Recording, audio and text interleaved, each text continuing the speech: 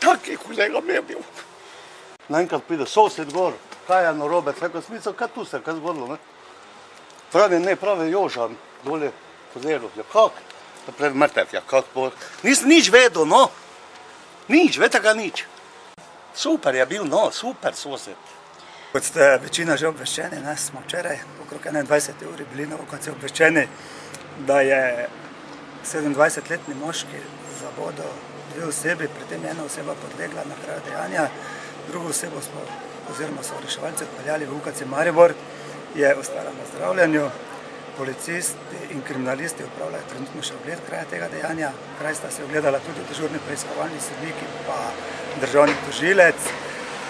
Z zbiranjem obvestil dosedanjim in pa samo policijsko preiskavo smo ugotovili, da gre za družinsko zadevo. 17-letni osumljenec je bil takoj po dejanju prijet in je v policijskem pridržanju.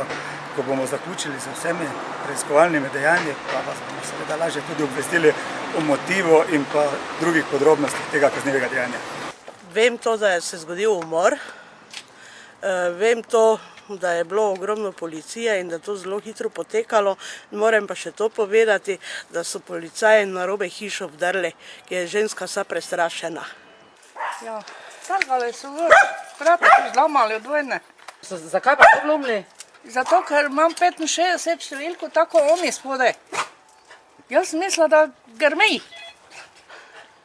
Te so pa pol leteli dol, dva moška sta letela, ko sem šla spat. Naenkrat pa že ružijo po okni. Pa so 3 policisti prišli, pa smo vse slikali.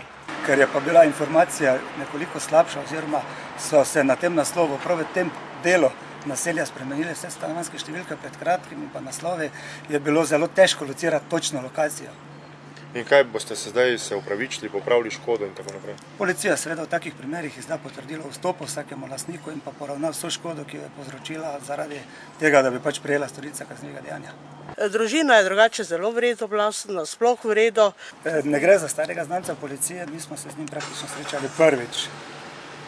Kaj pa je že znano, analiza je on naredil, je v vinjenem stanju mogoče ali pod kakim vplivom droge, veste? Ne, teh podatkov se seveda ni, to bo danes tekom dneva potekali preiskave, potrebno bo odrediti tisto, kar je pač potrebno, šele potem bomo lahko kaj več rekli o tem. Sicer so pa tudi to podatki, ki so zelo pomembni za nadaljnji kazenski postopek in seveda bomo jih morali posredovati tožilstvom in pa tožilstvo odloča potem, kako bodo ravnali z njimi. V kakšnem stanju pa je poškodovana gospa? Zaenkrat ni v življenjski nevarnosti, gre pa po prvih podatkih za lažje poškodbe.